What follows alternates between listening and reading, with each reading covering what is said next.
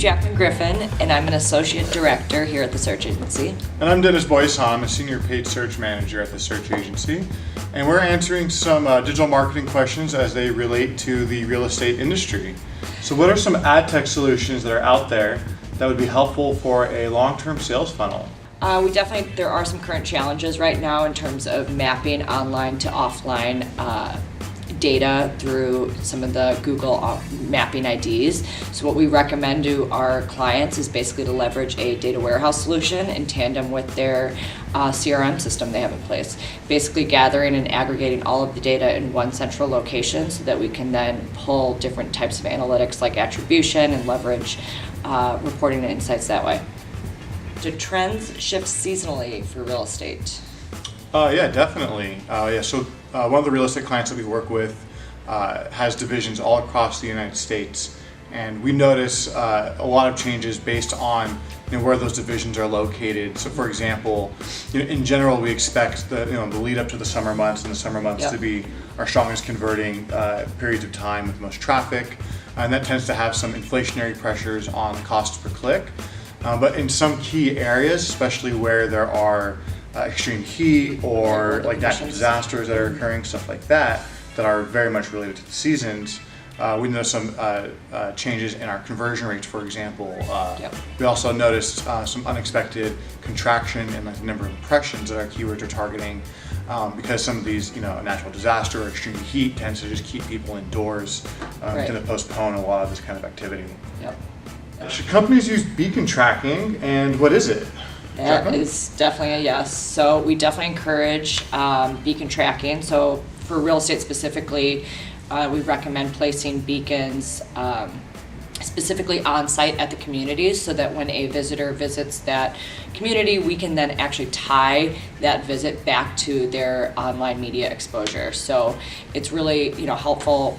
Obviously, we are measuring on a day-to-day basis the online engagement with the site and things, in that realm. But it's really important, obviously, to know that they actually made that physical visit to the community, and they're, clearly much more interested in the brand. So tying that and mapping that visit back to our online activity is a really great, key performance indicator for us. Yeah, and I'd also just like to add, it's a great solution for advertisers that have lower store visits than what Google kind of requires for their store visits metric. So if you don't get enough on-site visit, store visits basically that metric, that conversion type becomes kind of worthless. So beacons is almost like a ancillary tracking method for keeping track of how many people are visiting and being able to tie it back to your media exposure. Yep. Is audience targeting in search helpful to real estate? Oh yeah, I think that's a no-brainer. Right, definitely. Even just at the most basic level with audience targeting, just layering it in for like RLSA, for example, so you at least have those audiences to be leveraged for bid adjustments is valuable in and of itself. But definitely you should be thinking about taking that to the next level, which is going to be some audience-specific messaging, which is something that we're investing a lot more time in this year and next year, which is in essence taking advantage of like the if-then statement ads that Google has made available so that you can speak to particular audiences with very different kinds of messaging and tone so that you can take advantage of where they might be in the sales funnel, if they're a brand new visitor or if they're have made it out to various communities or something like that. All of those different kind of phases I think are warrant different kinds of messaging to make sure that we're communicating to those users in the most compelling way possible. Fundamentally, we want to increase those click-through rates and churn as many of those impressions into site visits because fundamentally that gives the sales reps opportunities to turn those into leads and eventually home sales. Yeah. Are real estate companies leaning more towards display and paid social than traditional search?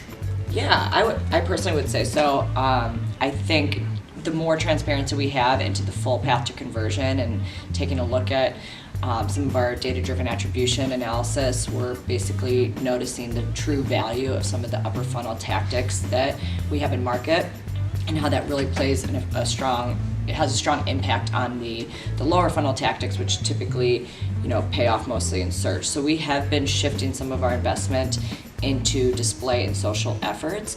But generally speaking, the lion's share, I would say, still remains in search, search coverage, just because that is so strong.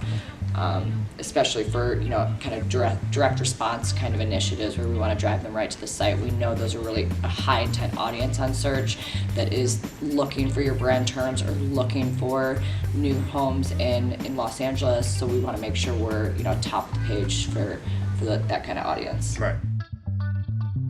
All right, well, it looks like that's all the questions we have today, so appreciate everyone's time, and if there's any further questions on this topic, we'd love to, you know, field your questions in the comments below. So thank you all, and have a good one. Bye, guys. See you later.